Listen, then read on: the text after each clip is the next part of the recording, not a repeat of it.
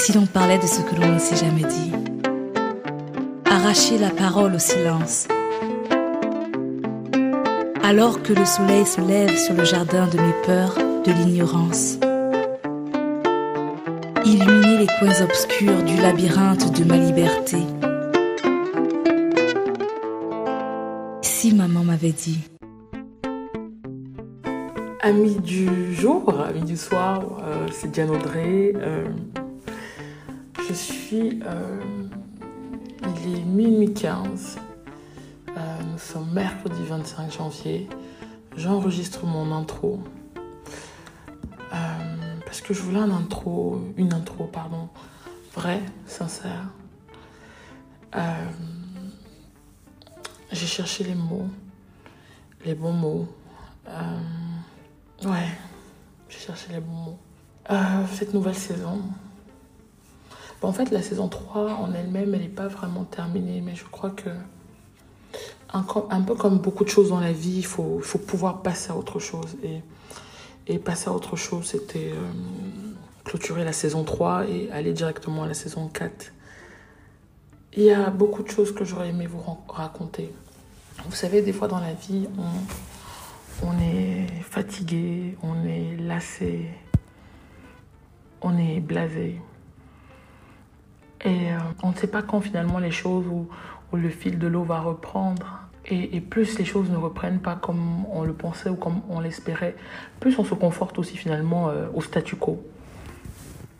Et c'est un peu dans ce cadre que j'étais concernant le podcast Si Maman m'avait dit. Si Maman m'avait dit, c'est un podcast qui, j'ai envie de dire, a aussi changé ma vie parce que j'ai grandi, j'ai mûri. C'était aussi un podcast qui est parti de ce que je ressentais, de ce que j'aurais voulu et que ma mère me dise. Mais entre-temps, ma maman et moi, on a encore été plus proches, donc j'ai encore pu plus lui parler, encore plus que elle écoute comme vous ce podcast. Donc elle comprend aussi les thématiques abordées, elle comprend aussi les questionnements que je peux avoir et elle les respecte. La saison 3, j'ai cherché la force de la continuer parce que je suis une personne qui, lorsqu'elle commence les choses, elle n'arrête pas. J'ai mon amie Patricia Esson qui dit que mon energizer, je suis une force de la nature. C'est comme ça que ma tante Jean, qui était ma première invitée du podcast, me surnomme. Mais il y a 6-7 mois, pour celles qui ont suivi sur Internet, j'ai été victime d'une campagne de diffamation. Je n'en parlerai pas spécialement dans ce podcast, mais j'avais prévu d'en parler. Mais je pensais que d'ici là, le procès en cours serait terminé. Mais il est toujours en cours pour différentes raisons. Je vous raconterai. Je vais raconter mon histoire le moment venu. Quand vous avez toujours été plus ou moins une première de classe, à vouloir toujours tout faire, lorsque on prononçait votre nom, Diane Audrey Ngako, ça voulait dire beaucoup de choses en tout cas. En tout cas, je crois globalement positif. En tout cas, quand il venait du travail, de la réputation, de qui j'étais. Et quand il y a eu cette campagne de diffamation, je me suis rendu compte que beaucoup de gens m'attendaient au tournant.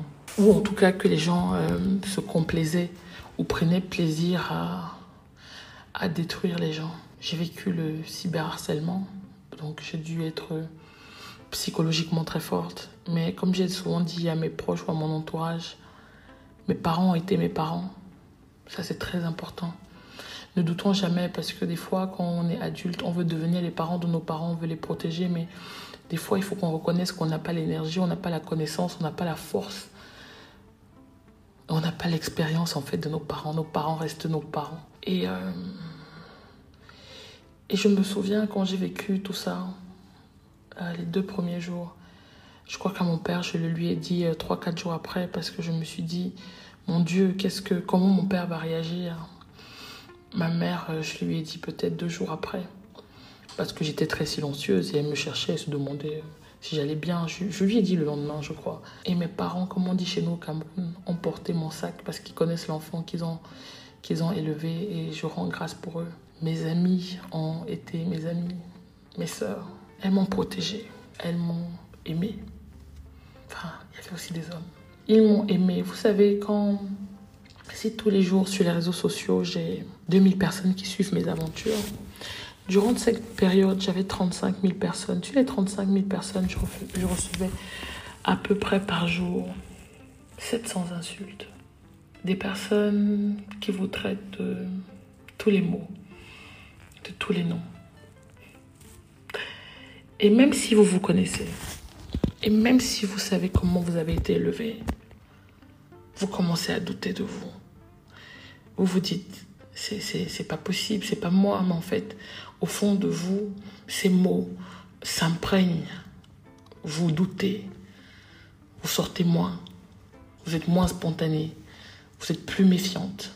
Bien entendu, c'est aussi du bon côté, parce que vous voyez aussi vos amis d'enfance, vous voyez les personnes avec qui vous mangez, vous voyez des gens qui vous invitent à leur mariage, être heureux de ce que vous vivez, faire des statuts WhatsApp, faire des stories Instagram, rigoler. Alors que 2-3 jours avant, ils vous proposaient de prendre un de leurs appartements, ils souhaitaient vous vendre ceci. Ou je me souviens d'une personne qui m'avait... Bref, je ne vais pas commencer à faire ça, mais vous vous rendez compte que vous marchez ou que vous êtes entouré de personnes aussi qui ne vous aiment pas. On le dit souvent, on lit plein de citations, on voit plein de choses, mais on ne se rend compte que de ça lorsque ça nous arrive. Et je disais à mes amis, les citations, on les partage tous les jours, mais on ne connaît même pas le poids de ce que c'est. Et tant que tu ne vis pas ce type de chamboulement, tu peux pas t'en rendre compte. L'une des chances que j'ai eues pour traverser cette période, c'est d'avoir l'amour et le respect, comme je disais, de mes parents, de mes amis, de mes équipes à l'agence et bien entendu de mes clients qui sont restés. Aucun de mes clients n'est parti parce qu'ils me connaissent, parce qu'ils connaissent ma rigueur, ils connaissent mon éthique personnelle comme professionnelle. Et même si Internet n'oublie pas, je crois que le plus important pour moi était de garder de la hauteur, de ne pas me rabaisser, à faire une sorte de guéguerre sur Internet et à faire ce que je crois juste, c'est-à-dire me tourner vers la justice. J'ai monté un dossier de 92 pages avec des preuves. Et pour la suite, je laisse la justice ivoirienne faire son travail. Mais il y a beaucoup de choses à raconter. Et mon intro n'est pas censée durer longtemps. Mais aujourd'hui, je voulais vous parler de... Et je crois que ça va peut-être rythmer aussi cette saison, du pouvoir de la vulnérabilité, parce que je crois qu'avec mon invité Antonia, on en parlait dans un des épisodes, je crois dans la saison 2. Mais la vulnérabilité est souvent associée à de la faiblesse. Et j'ai eu le sentiment qu'en fait, au contraire, la vulnérabilité, c'est une vraie force. Parce que ça a aussi transformé ma vie. Pour moi, la vulnérabilité, c'est comme de l'incertitude. C'est comme de la prise de risque. C'est comme de l'ouverture émotionnelle. D'un seul coup, tu te dis « et si, et si ?» Et j'ai pris en fait la vulnérabilité pour transformer la manière dont je vivais et dont je vis aujourd'hui. Ça a été aussi un moment pour moi pour beaucoup oser. Je n'aurais peut-être pas vécu ce chapitre que je n'aurais pas ouvert ma galerie d'art, parce que quand vous êtes dans l'obscurité et qu'au fond de la route, au bout là, vous voyez de la lumière, vous savez pas à quel niveau c'est. Vous voyez juste une lumière en fait. Vous voyez juste au fond une lumière et vous savez que vous devez avancer. La vulnérabilité, c'était à plusieurs échelles, cette vulnérabilité. La vulnérabilité, c'était de se dire que on n'est pas uniquement notre... C'était accepté d'ailleurs, pardon, que les gens avaient le droit d'avoir un avis. Voilà. Et que leur avis ne devait pas me rendre anxieuse, ne devait pas me faire avoir peur, ne devait pas me faire avoir honte de moi ou avoir honte d'être moi. La vulnérabilité, c'était d'accepter de ne pas être parfaite, de ne pas être puissante, de ne pas être sûre de moi. Parce que ne pas être sûre de moi, ça revenait à dire à mes parents que j'ai mal, à mes amis que j'ai mal. Et quand vous êtes souvent la personne sur qui les gens se rapprochent, se raccordent et que vous les portez pour aller de l'avant, en fait aussi vous perdez l'habitude de vous dire que vous aussi vous pouvez ne pas aller bien. Et c'est là où je dis toujours, et je le redis, mes amis ont été mes amis, mes parents ont été mes parents, et mes collègues m'ont aussi beaucoup soutenu parce qu'ils me connaissent, soutenu parce que je pense aussi qu'ils me respectent. Vous savez, au début, quand vous vivez ce genre de choses, vous voulez vous séparer, vous couper de tout le monde. Vous voulez croire que la distance, la froideur, l'inaccessibilité ou la maîtrise peut contribuer à vous faire prendre de la hauteur ou en tout cas à vous distancer des gens. Et des fois, dans d'autres cas, vous pensez que ça peut contribuer à vous rendre peut-être mieux que les autres. Et parce que moi, j'estimais que j'étais... En tout cas, quand j'ai vécu cette expérience, que j'étais mésestimée parce que j'étais quelqu'un de trop ouverte, en fait. Et bref, cette intro, en fait, je ne l'ai pas écrite parce que je voulais qu'elle soit vraie. Je voulais qu'elle retranscrive ce que je ressens. Je ne voulais pas continuer si maman m'avait dit cette saison si j'étais pas forte psychologiquement. Si pendant que je parlais avec mes invités, j'avais des personnes qui m'insultaient, je voulais être vraie. Pour recevoir des histoires, pour recevoir des énergies, il faut être soi-même vrai. Et ça m'a pris 6 mois. Faut revenir. Et puis bien sûr, il y a eu le prix Spotify, de savoir qu'on est, en tout cas je crois en termes d'écoute, le premier podcast d'Afrique francophone, chez différentes plateformes d'ailleurs, je trouve ça assez ouf. Ça c'est grâce à vous, plus de 300 000 écoutes. On va aller chercher le 1 million d'écoutes, j'espère, d'ici 1 à 2 ans. C'est pas le plus important. Aujourd'hui je me sens beaucoup mieux, je me sens libre. Et je suis plutôt dans une dynamique de ne pas être en colère. Mais ça, c'est quelque chose que j'avais déjà développé bien avant, d'être dans la bienveillance, dans l'indulgence. Mon amie Antonia me demandait, durant cette période, de toujours cultiver l'amour. Toujours cultiver l'amour. Elle me disait, cultive l'amour autour de toi. Voilà, ne pas être une mauvaise personne à cause des mauvaises actions posées par d'autres personnes. Ce que j'ai envie de vous dire, puisqu'en fait sinon ça va durer, c'est de voir la vulnérabilité comme une manière aussi d'affronter l'adversité, de voir la vulnérabilité comme une force qui peut transformer votre vie. Nous voulons être trop parfaits, puissants, sûrs de nous. On adopte l'anxiété comme style de vie. On met la productivité en tant que valeur essentielle. On court partout. On veut tout faire. Et le perfectionnisme, en fait, devient un idéal. Et lorsque tout ce que je viens de vous dire tombe ou s'écroule, en fait, vous réfléchissez beaucoup et vous vous dites, mais en fait, et si la vulnérabilité n'était pas une faiblesse, en fait, parce que la vulnérabilité, comme je disais tout à l'heure, ça te permet juste de reshape ta manière de voir les choses. Parce que ça te demande d'avoir beaucoup de force, beaucoup de courage pour un peu step back, regarder ta vie, regarder les rencontres que tu as fait, poser une dynamique. Tu as envie d'aller où, avec qui, comment, pourquoi. Parce qu'en fait, à vouloir être trop parfait, nous avons souvent peur de l'échec. Et nous pouvons facilement éprouver un sentiment d'insuffisance.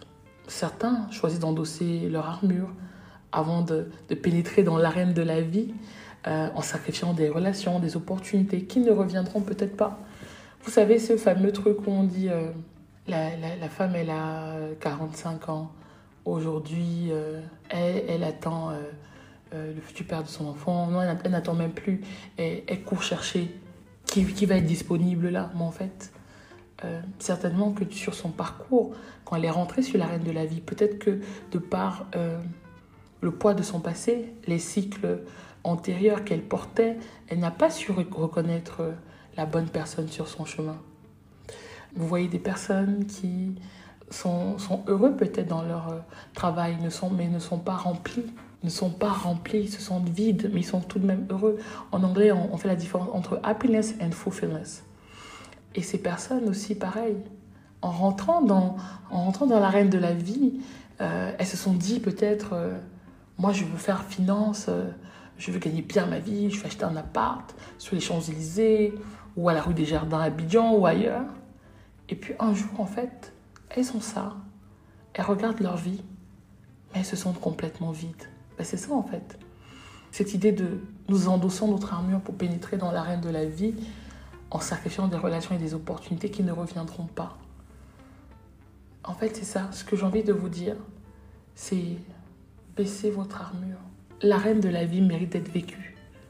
Vous n'avez pas besoin de vous surprotéger ou de porter une armure. Appréciez le fait de ne pas savoir, de ne pas connaître. Prenez plaisir à rencontrer les gens.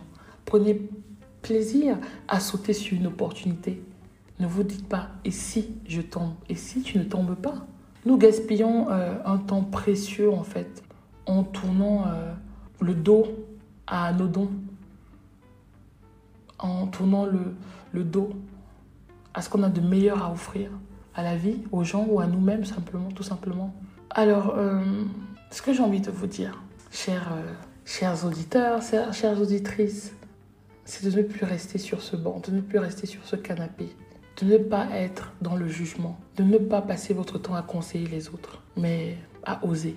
Osez vous découvrir, osez vous connaître, osez vous accepter, osez apprécier les différentes étapes de votre vie. Je nous invite à vivre de manière entière en troquant le culte du contrôle contre le lâcher-prise et l'ouverture émotionnelle, en nous disant qu'en fait, être vulnérable, c'est être courageux. Et mon armure était mon nom, Diane Audrey Ngako. Et lorsqu'on abat plus ou moins votre armure, que ce soit sur Internet ou dans la vraie vie, tout ce qui vous reste, c'est ce que vous avez au fond du cœur. Tout ce qui vous reste, c'est ça. Qui vous êtes, vos valeurs, votre éducation.